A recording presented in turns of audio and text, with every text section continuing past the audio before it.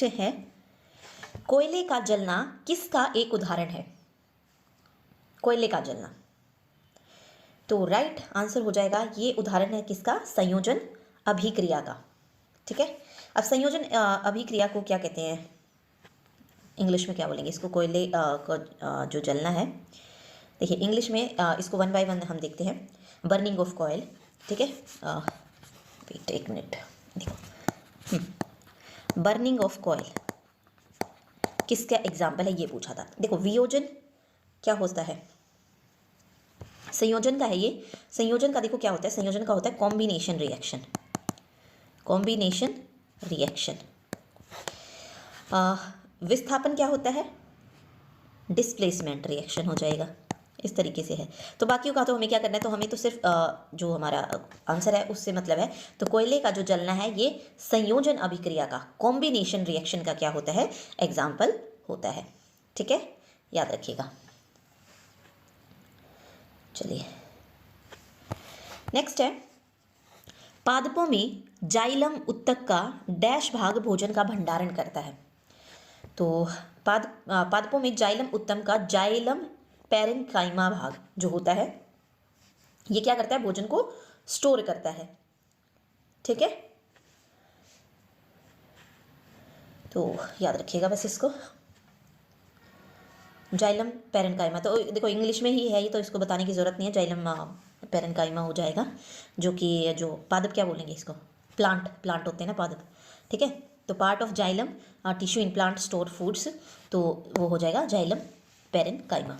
ठीक है, चलिए अगला क्वेश्चन है। नेक्स्ट क्वेश्चन में क्या पूछा गया, भारत में दूसरे अंतर्राष्ट्रीय योग दिवस को मनाने के लिए क्या थीम निर्धारित की गई थी? यहाँ पे याद रखना है कौन सा पूछा गया, दूसरा जब अंतर्राष्ट्रीय योग दिवस मनाया गया तब। सबसे पहली बात की जो अंतर्राष्ट्रीय योग दिवस है वो कब मनाया जाता है, ठीक है, वो भी जानेंगे। तो इसमें जो थीम निर्धारित की गई थी वो थी सतत विकास लक्ष्यों की प्राप्ति के लिए योग। ठीक है, और 2014 में इसको मनाने की जो थी शुरुआत की गई थी, हर साल 21 जून को जो है, नहीं 2014 में नहीं, 2015 से शुरू किया गया था ये। ठीक है, इन्होंने सिर्फ 2014 में तो सिर्फ प्रस्ताव रखा था, क्योंकि 2014 में प्रधानमंत्री नरेंद्र मोदी या भाजपा की जो थी सरकार आई थी, उसके बाद जो है इन्होंने महासभा में जो है अपने भाषण के दौरान इसका प्रस्ताव जो था रखा था। फिर अगले साल से, ठीक है, अगले साल से 2015 से जो है इसको मनाना शुरू किया गया था, और 21 जून को जो है अंतर्राष्ट्रीय योग दिवस मनाया जाता है। और दूसरा जब मनाया गया तो जो उसकी थीम थी वो थी सतत विकास लक्ष्यों की प्राप्ति के लिए योग। तो ये नहीं देखना है कि देखो क्वेश्चन अभी देखो 2016 का मान लो आप, ठीक है, 2016 में दूसरी बार बनाया गया होगा, तो तब का क्वेश्चन भी जो है इसमें उठा के दिया गया है। तो कुछ भी जो है दे सकते हैं, जो ऑनलाइन पेपर होता है इसमें यही होता है कि कहीं से भी जो है कुछ भी क्वेश्चन आपको दे दिया जाता है। ठीक है, साथ में आपको करंट की चीज़ भी याद रखनी है कि अंतर्राष्ट्रीय योग दिवस जो 2023 में मनाया गया कि उसकी थीम क्या थी। ठीक है, तो उसकी थीम थी वसुधैव कुटुंबकम, वसुधैव कुटुंबकम। ये जो थी 2023 के योग दिवस की, अंतर्राष्ट्रीय योग दिवस की थीम थी, और योग दिवस मनाया जाता है 21 जून को। ठीक है, 24 में ऑब्वियस अभी मनाया नहीं गया है, तो 2023 तो आपको याद रखना ही है। चलिए अगला देखिए, क्वेश्चन है, निम्नलिखित में से किस स्थान पर आणविक विद्युत ऊर्जा संयंत्र नहीं है, पूछा है। ठीक है, जो न्यूक्लियर प्लांट्स होते हैं जो वो जहाँ पे नहीं है वो बताने हैं। तो देखो तारापुर में भी है, नरोरा में भी है, और रावत भाटा में भी है। जहाँ पे नहीं है न्यूक्लियर प्लांट वो है विजयवाड़ा। ठीक है, तो इसका आंसर हो जाएगा विजयवाड़ा। ठीक, और कौन कौन सी जगह परमाणु संयंत्र हैं ये याद रखने हैं। एक तो इनकी जगह का नाम आपको याद रखना है। जैसे एक आता है सबसे पहले काकरपार परमाणु संयंत्र। कहाँ पे है काकरपार? तो ये है गुजरात में। ठीक है, 1993 में जो है ये संयंत्र बनाया गया था, परमाणु ऊर्जा केंद्र। ठीक, इसके बाद यहाँ पे आप एक नाम देख रहे हैं, तारापुर परमाणु बिजली स्टेशन। ये 1969 में बना था, और तारापुर कहाँ पे है? ये है महाराष्ट्र में। कहाँ पे हो जाएगा? महाराष्ट्र में। ठीक है, इसके अलावा नरोरा की बात करें तो नरोरा 1991 में बना था, नरोरा परमाणु ऊर्जा केंद्र, और ये कहाँ पे है? यूपी में है। कहाँ पे हो जाएगा? यूपी में हो जाएगा। रावत भाटा कहाँ पे है? रावत भाटा राजस्थान में है, ठीक है, ये राजस्थान में हो जाएगा। और कौन कौन से हैं? एक है कैग परमाणु संयंत्र, कैग जो है ये कर्नाटक में है, कै दोनों का याद रखना है, कैसे, ठीक है।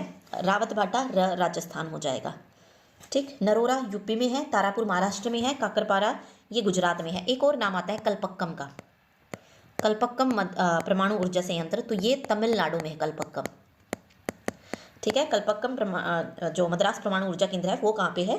तमिलनाडु में है। और इन सब में अगर हम सबसे पुराना देखें तो कौन सा है? वो है तारापुर बिजली स्टेशन, 1969 में वो बना था, जो कि महाराष्ट्र में है, ठीक है। उसके बाद 1969 के बाद 1984 में आता है कौन सा? कलपक्कम मद्रास परमाणु ऊर्जा केंद्र, जो कि तमिलनाडु में है, ठीक है। फिर इस तरीके से आए गए, नहीं उससे पहले राजस्थान परमाणु ऊर्जा केंद्र जो रावत भाटा है वो भी जो है आ गया था, ठीक है। तो ये बस याद रखिएगा इतना, वो नहीं पूछा जाएगा कि किस ईयर में आया था, बट ये किस जगह पे है ये इंपॉर्टेंट है। चलिए अगला क्वेश्चन देखिए,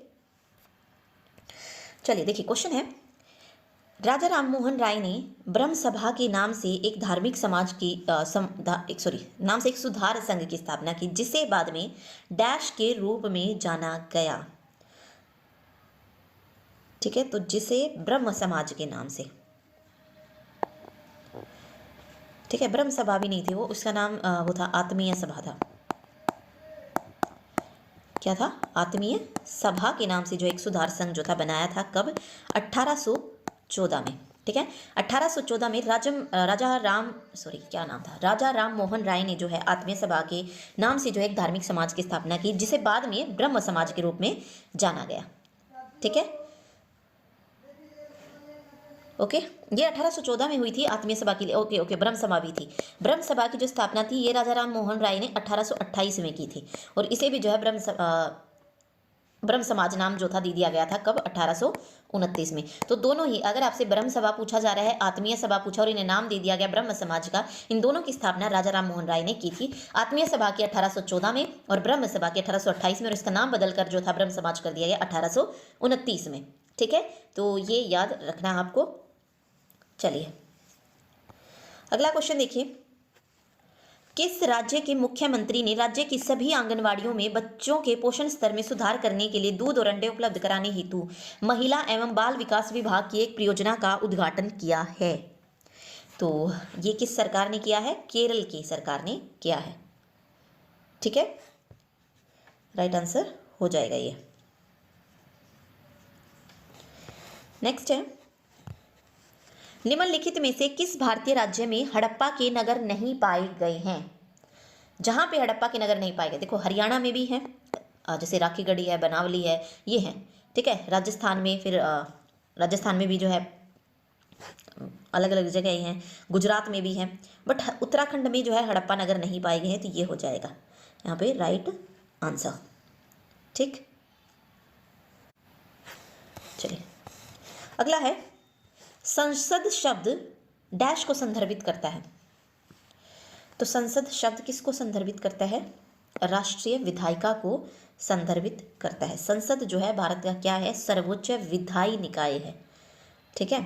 संसद बना किस किस से है? तो ये क्वेश्चन आता है संसद में कौन कौन आता है, तो तीन चीज़ें जो इसमें आती हैं, लोकसभा, राज्यसभा और राष्ट्रपति, इन तीन से मिलकर जो है हमारी क्या बनती है? संसद बनती है, ठीक है। तो संसद शब्द जो है राष्ट्रीय विधायिका यानी कि विधायी निकाय को जो है संदर्भित है करता है, ठीक। सॉरी, अगला देखिए, बैकस्टिक शब्द का उपयोग निम्नलिखित में से किस खेल क्रीड़ा में किया जाता है? बैकस्टिक, तो ये शब्द यूज किया जाता है हॉकी में, ठीक। चलिए, निम्नलिखित में से किस राजवंश ने विजयनगर राज्य की स्थापना की? तो विजयनगर राज्य, मैंने इससे पीछे वाली वीडियो थी जो, उसमें भी बहुत डिटेल में आपको बताया है, 4 जो है वंश इस पर रहे। इसकी जो स्थापना थी विजयनगर राज्य की, वो की थी संगम वंश ने, ठीक है।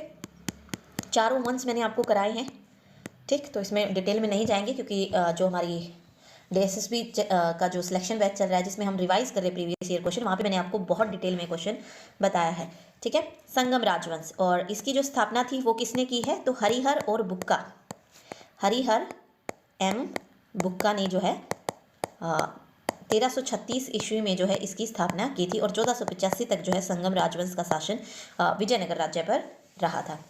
ठीक है, तो यहाँ पे संगम यहाँ पे सही हो जाएगा। चलिए अगला देखिए, निम्नलिखित संगीतकारों में से किसने दक्षिण अफ्रीका के बांसुरी वादक वूटर केलरमैन के साथ मिलकर बनाए गए अपनी एल्बम विंड्स ऑफ संसार के लिए 2015 में ग्रैमी पुरस्कार जीता? 2015 का क्वेश्चन है ये, देखो ये रिकी केज ने जीता था, तो सेकंड ऑप्शन सही रहेगा। साथ साथ आपको जो 2023 की ग्रैमी अवार्ड है वो भी याद रखनी है, क्योंकि ग्रैमी अवार्ड भारतीय को भी जो है मिला है। ठीक है, तो भारत यानी कि भारत की तरफ, भारत को भी जो है ग्रैमी अवार्ड इस बार मिला है। तो इंपॉर्टेंट क्वेश्चन बनता है, जिसने वीडियो नहीं देखी है वहाँ जाके देख लीजिएगा कि किसको जो है 2023 का ग्रैमी अवार्ड मिला है, क्योंकि क्वेश्चन आ सकता है।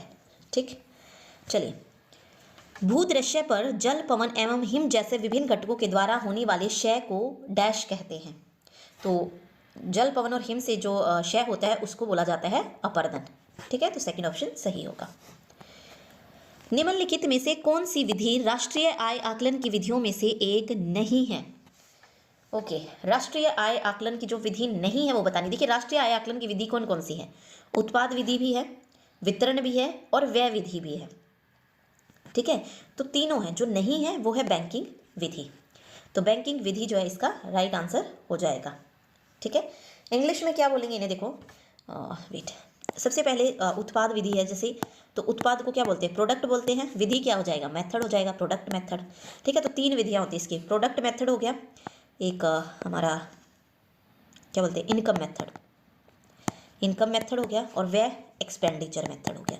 तो ये तीन जो हैं क्या हैं, ये नेशनल जो इनकम होती है उसको कैलकुलेट करने की जो है तीन विधियां होती है। तो तीनों के नाम आपको पता होनी चाहिए। जो इसमें नहीं है वो है बैंकिंग मेथड, यानी कि जो बैंकिंग विधि है, डिस्ट्रीब्यूशन मेथड है, वो आय आकलन की विधि नहीं है। ठीक है, चलिए अगला क्वेश्चन देखिए। नेक्स्ट क्वेश्चन में क्या कह रहा है, भारत में वायुदूत एयरलाइन की स्थापना कब हुई थी?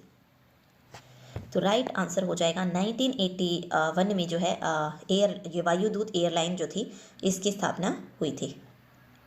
ठीक है, चलिए नेक्स्ट है, अनबुझा चूना मीन्स क्विक लाइम का रासायनिक सूत्र क्या है? बहुत बार आ चुका है क्विक लाइम वाला क्वेश्चन।